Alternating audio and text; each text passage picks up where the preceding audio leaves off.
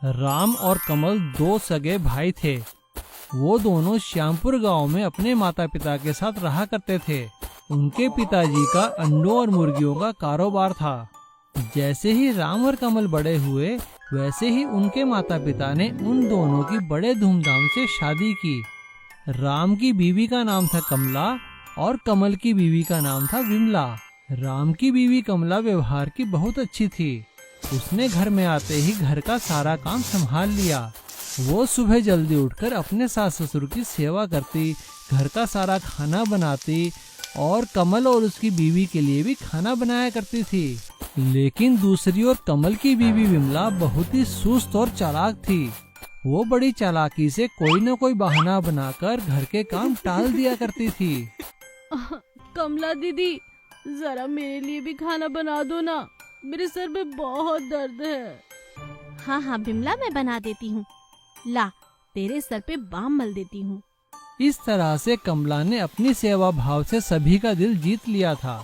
धीरे धीरे राम और कमला ने मेहनत करके अपने पिता के कारोबार को काफी आगे बढ़ा दिया था। ये देखकर विमला बहुत जलने लगी। एक दिन उसने कमल से कहा, अजी मैं तो कहती हूँ बाबूजी से कहकर हिस्सा बंटवारा करवा लो, नहीं तो भाभी ना पूरा हिस्सा खा जाएगी और हम काम करते रह जाएंगे। कमल अपनी बीवी की बातों में आ जाता है और अपने पिता से कहता है, पिताजी बहुत हुआ, मुझे अपने कारोबार में अपना हिस्सा चाहिए। क्या कहते हो बेटा, हिस्सा लोगे? परिवार से अलग रहोगे? हाँ पिताजी, इसमें बुरा ही क्या है? ठीक है, जैसी तुम्हारी इच्छा। राम कमल के पिताजी घर का बंटवारा करने के लिए दोनों से कहते हैं, लेकिन पिता की बात सुनकर राम कहता है, पिताजी आप ये क्या बात कर रहे हैं? इस घर का बंटवारा कभी नहीं होगा। मैं तो कहता हूँ कमल को अगर मुर्गियों का कारोबार और एक घर चाहिए तो आप उसे दे दीजिए। मैं और कमला गांव के बाहर वाले मकान में रह लेंगे। शाबाश बेटा, मुझे तुझसे यही उम्मीद थी। और अगले ही दिन राम और कमला घर छोड़कर गांव के बाहर वाले मकान में रहने के लिए चले जाते हैं। ये देखकर विमला और कमल बहुत खुश होते हैं। राम और कमला जैसे ही पुराने मकान की सफाई करने लगते हैं, तभी कमला को वहाँ एक बोतल मिलती है। कमला जैसे ही उस बोतल की सफाई करके उसका ढक्कन खोलती है, तभी उसमें से एक जादुई आत्मा निकलती है। ये देखकर कमला डर जाती है। डरो मत कमला, मुझे एक शैतान जादूगर ने इस बोतल में बंद कर दिया था। तुमने मुझे आजाद किया है, मैं तुम्हारा बहुत शुक्रगुजार हूँ। ऐसा कहते ही उस आत्मा ने हवा में हाथ हिलाया और देखते ही देखते वो पुराना मकान एक नए अच्छे मकान में बदल गया और साथ में ही एक बहुत बड़ा पोल्ट्री फार्म भी बन गया, जहाँ पर की मॉडर्न तकनीक की मशीनें लगी हुई थी और खूब सारे अंडे और मुर्गियां भी थी। ये देखकर कमला बहुत खुश हुई और यहाँ पे विमला और कमल ने अपने बुरे व्यवहार के कारण सारा व्यापार चौपट कर दिया। कमल को अपनी गलती का एहसास हो चुका था। उसने जाकर अपने पिता और अपने बड़े भाई से माफी मांगी और दोनों भाई फिर से इकट्ठे होकर रहने लगे। गरीब भेलपुरी वाली की सफलता। रामचरण एक गरीब भेलपुरी वाला था।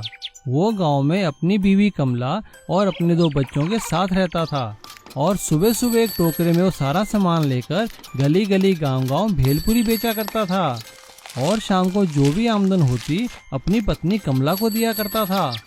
अरे कमला कहाँ हो भाई, आ जाओ बाहर, मैं आ गया हूँ।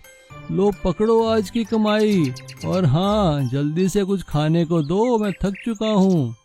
आती हूँ, आप हाथ पैर धो लीजिए, मैं अभी खाना लगाती हूँ।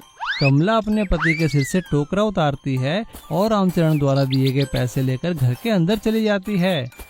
रामचरण हाथ पैर धो के आता है तो कमला उसे गरम गरम खाना खिलाती है। दोनों बच्चे स्कूल जाते थे। रामचरण काम पे चला जाता था और कमला घर संभालती थी। काम से वापस आ रहा था तभी एक ट्रक ने उसे टक्कर मार दी, जिसमें रामचरण की मौत हो गई। हे भगवान, ये तूने क्या किया? ये मुझे किन बुरे कर्मों की सजा मिली है? अब मैं क्या करूंगी? अपने बच्चों को कैसे अकेले पालूंगी भगवान? अभी कमला ये सब सोच ही रही थी, तभी पड़ोस में रहने वाली श्यामा चाची उससे मिलने आती है और वो कमला से कहती है, रोना बंद कर, अब जो होना था सो तो हो गया। अब उठकर अपने बच्चों की फिक्र कर। चाची, मैं क्या करूं? मुझे कुछ समझ में नहीं आ रहा है। कमला की बात सुनकर श्यामा चाची उससे कहती है, अगर तू बुरा ना माने तो एक बात कहूँ। हाँ हाँ चाची, कहो ना। मेरी चाय की टपरी के पास में जगह खाली है, वहाँ पर तू अपनी भेलपुरी लगा ले, 4 पैसे ही कमाएगी बेटा। कमला श्यामा चाची की बात मान लेती है और अगले ही दिन श्यामा चाची की दुकान के साथ भेलपुरी बनाने का एक ठेला लगा लेती है। अपने पति की तरह कमला भी बहुत अच्छी भेलपुरी बनाती है। उसकी भेलपुरी स्वादिष्ट होने के कारण उसका काम चल निकलता है और दूर दूर से लोग उसकी भेलपुरी खाने आने लगते हैं। कमला ने अपने ठेले का नाम रामचरण भेलपुरी का ठेला रखा था। धीरे धीरे कमला का काम इतना बढ़ गया था कि उसे एक भेलपुरी बनाने की फैक्ट्री खोलनी पड़ी और उसने कई कारीगरों को उसमें काम भी दिया। अब कमला लोगों को दुकान में भेलपुरी के अलावा पैकेट में भेलपुरी बनाकर भी बेचने लगी, जिससे कि उसके भेलपुरी की दूर दूर सप्लाई होने लगी और कमला की बनाई भेलपुरी रामचरण भेलपुरी के नाम से कई शहरों में बिकने लगी और कमला के बच्चे एक अच्छे स्कूल में पढ़ने लगे। कमला इतनी कामयाब होने के बाद भी श्यामा चाची को नहीं भूली थी।